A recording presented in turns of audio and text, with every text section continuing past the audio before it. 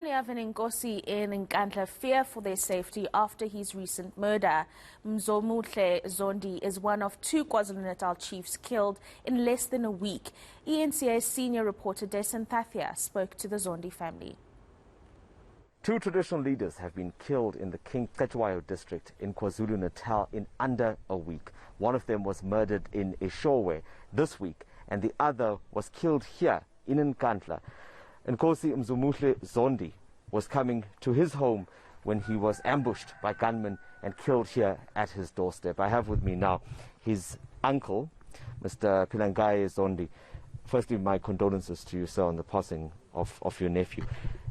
If you could just take us through what transpired on that day of Nkosi Zondi's killing. Dasen, good afternoon.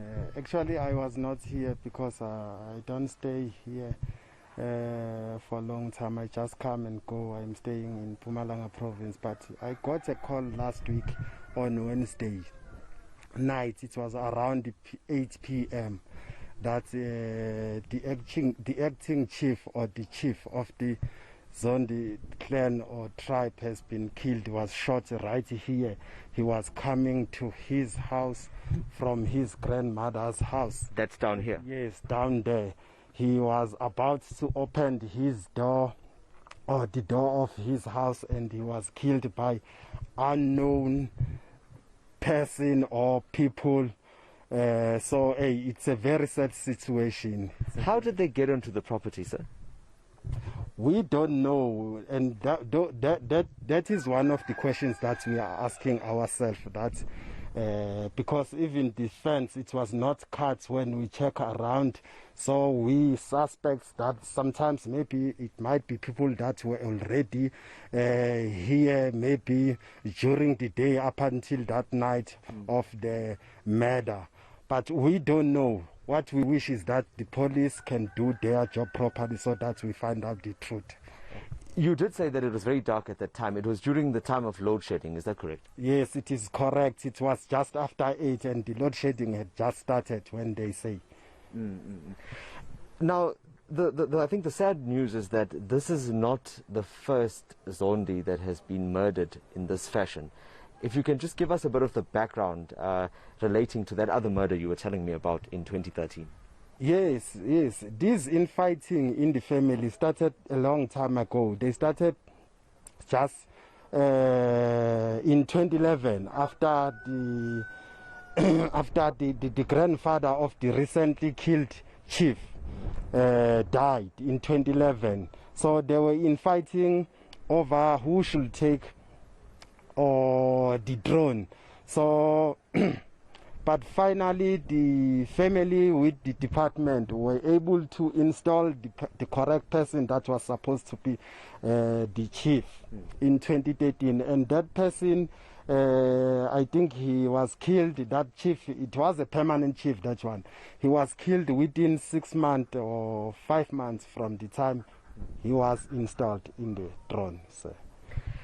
You mentioned something about infighting, and I also know that prior to Nkosi Zondi taking up this position, there was another acting chief in that position. Yes, why was she removed?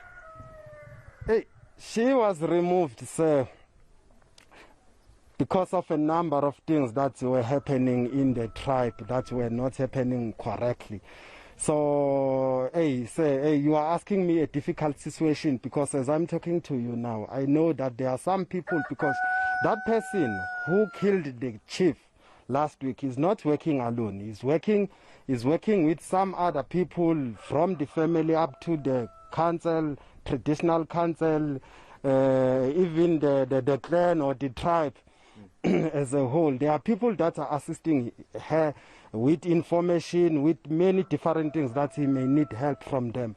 So, it's difficult to come up and say everything just... No, I understand, and I respect your privacy. That person was removed because of a number. Some of the things were that people were not treated properly, right from the family, from the level of the family up until to the level of the tribe. So people were abused.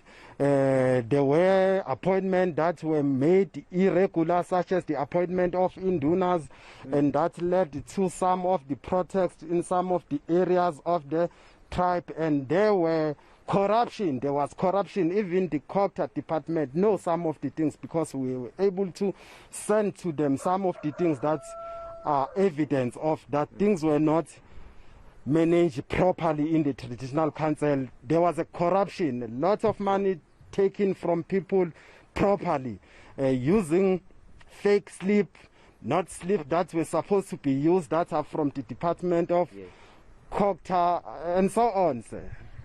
And I think lastly, I just want to ask you, considering what has happened, you also told me that you are concerned about your safety. Has there been any assistance that you received from the police, from COGTA, just anything that makes you and your family feel safer during this time?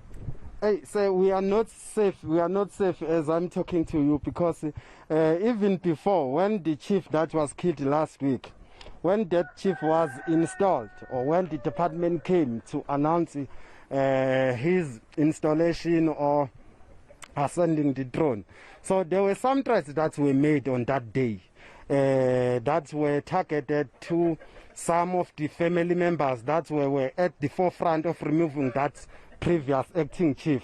So even to the chief that died last week, there were some threats. There were also the police officers there, the department was there, but since this murder has happened last week, so the police officers were here. I heard from my brothers that the police were here on Monday. They told them that we are not safe. They wish that they may come and patrol and be with us, because we know that the list goes on for people that need to be killed, so that they do what they want to do. So. Thank you so much. We are not safe. We are not very safe. We wish that the police, the security department can do something. We are not safe. So. Thank you so much, and I wish you all the best as the family continues to plan for Nkosi Zondi's funeral. Some serious allegations coming from the family there, but I think we must stress at this point that the police investigation is still underway. Hopefully there will be some arrests in both these matters soon. I'm Dasen Thathiah in Nkandla, in KwaZulu-Natal.